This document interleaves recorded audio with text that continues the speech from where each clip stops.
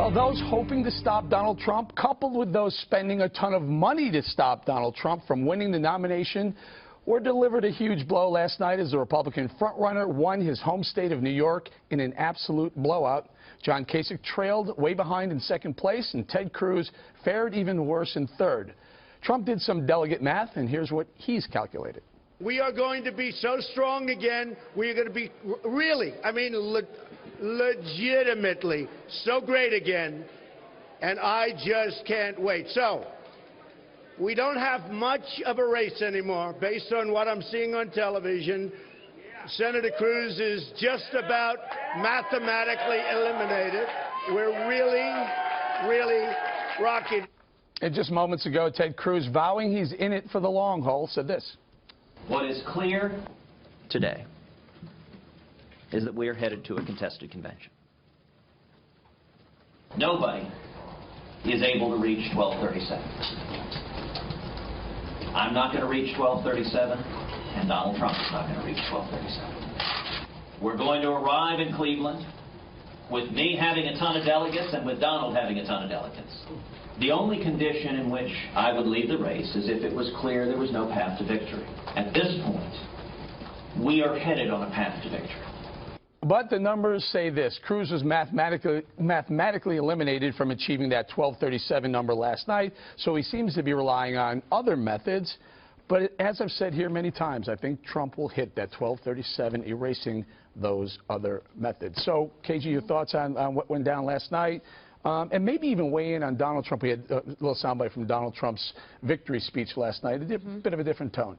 Yeah, I think it was a good tone. It seems like there's some maturation along the election process there, which I think was much needed, especially also with branching out his operation. There's no way to, call it any other thing. The huge victory last night is very big numbers that he put up on the board. They thought that they would do well. They were shooting to be able to get, snag all the delegates. But that was a pretty commanding victory and a nice piece of momentum if you're a candidate going forward into the rest of these states to try and, finish the 100-yard dash versus the 90. Yeah. Dana, one of the knocks on Donald Trump has been the woman vote, the female vote. He nailed 57% of that vote last night. That's pretty almost commensurate with his total vote totals. Republican women in New York went for him, so that worked in his favor. But it's also, it's not just that he's got 100% name ID in the country, but people in New York know him and they really like him. And so I wasn't exactly surprised by that number. The numbers, though, nationally in a general election with women are, I would think, would be a concern for Donald Trump. He tried to do something last night, which is to make himself inevitable. And that's a smart thing to do. That's what a front runner would want to do. But Cruz is saying, after, not next Tuesday, but the Tuesday after that, you get into more Cruz-friendly states, in his opinion, because the demographics line up for Trump with somewhat conservatives and not as evangelical states in the New England states. And then when you get farther out west, Cruz thinks he's got a chance. Yeah, just to be he has to stop him from the 1237. Everyone said Donald Trump was expected to win his home state. He got 60% of his home state. I did a little math. Ted Cruz got 47% of Texas, and John Kasich got 47% of Ohio. So that's when there were a lot more candidates in the race. Right, but Trump did outperform the others in their home states. Well, you can look at it this way. Trump did way better in Texas than Cruz did in New York, which may say that Trump has a broader appeal than Cruz does. I happen to think he does. But what's next? I think you're going to see a political equivalent of monkey in the middle. When you played that as a kid, you're going to have Cruz on one side and Kasich in the other. They're going to be throwing the delegates over so that Trump can't catch them.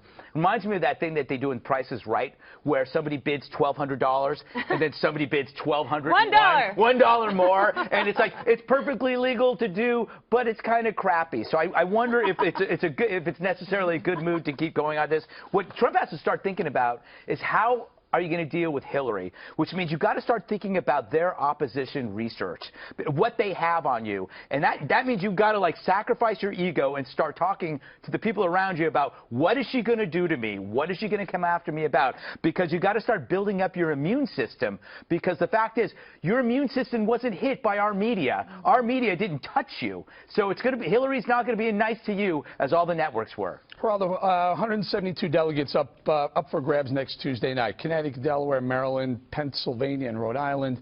And all the states that have polling have Trump anywhere between 14 and 20%. I think, to Dana's point, I think Trump is inevitable. I think Cruz is old news. He's dead. He just doesn't know it yet.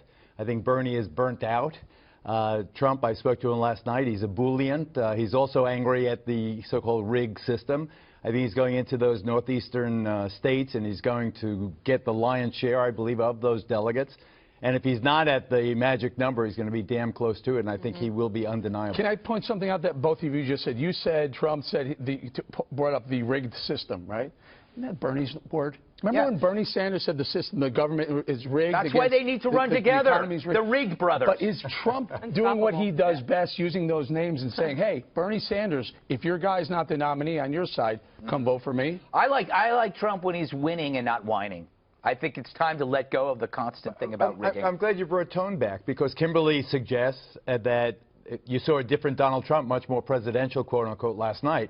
That moderation did not last through today, because today is in Indiana, and he's all sharp elbows and, Lion Ted and all the rest. He was exactly back to where he was before he won that overwhelming victory here in the Empire State. You can't change those spots. Okay, well, listen to this. Last night, Hannity asked Trump's convention manager, Paul Manafort, about reports that Cruz would try to block the front-runner on a second ballot at the convention. Here was his response. There's not going to be a second ballot, so there's not an issue. And you're convinced? We have several ways to get to 1237 by early June, and today was a giant step forward. We think we're going to have another great week next week, but more importantly, what you saw record turnout today in New York, and a record turnout with a primary that everybody knew Donald Trump was going to win. And a lot of the talk, I'll start with you, Geraldo, on this. A lot of the talk is that Donald Trump might bring New York State back into play in the general election. I think he would. For the Republicans. I think he would. Oh, I do point out that I voted in Manhattan, and I think that Manhattan is the one borough that went for Kasich, but the turnout was really big. And Trump, Dana says everybody knows him and everybody likes him. That's true, but it's bigger even than that. I submit that Trump is a movie star. Trump is a very, very compelling and charismatic person. Control yourself, Geraldo. And Hillary Clinton. Hillary Clinton. Get him a drool cup. Hillary Clinton, until last night, was very underwhelming as a candidate. Last night was her first time where she seems now inevitable. I think Trump crushed Cruz and Kasich. He was like a steamroller over a pigeon. But there were 865,000 that voted in the Republican primary. The Democrats had 1.8 million. So that means you won now, but you're going to have to get a lot more out there. But aren't there a lot more Democrats than Republicans? I mean, is that even a fair comparison? That's my point. That's what she's saying. But think of this, though. 700,000 voted for Bernie Sanders. Now they're going to have to go somewhere. What do you think? They go to Hillary? I think they go to Hillary, yeah.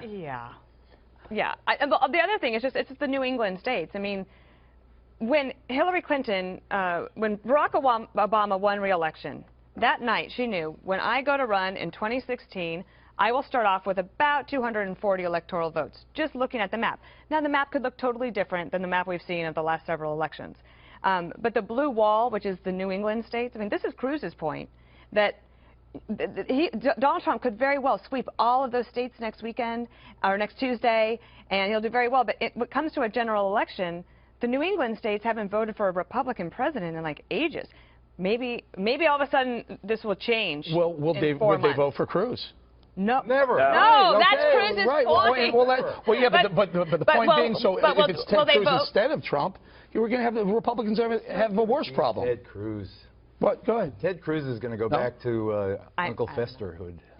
All right. Can we talk about this? This is what I think is amazing, is that we talked about the maturation of the campaign and how it's good that he's like not insulting people, and then we do it. I don't like to participate in the personal identity politics and the destruction of it. My remark. All right, by the way, you meant Grandpa Al. Let's stay positive, keep a positive tone. In order for Donald Trump or Ted Cruz, for that matter, to win a general election, they have to court the Hispanic vote. Can either one of those guys get the Hispanic vote? Well, you certainly have to try, and why not? I mean, everybody's vote should be open and up for grabs, right, to try and persuade the candidates. I mean, look, Trump feels like he's got, a strong chance to be able to do it.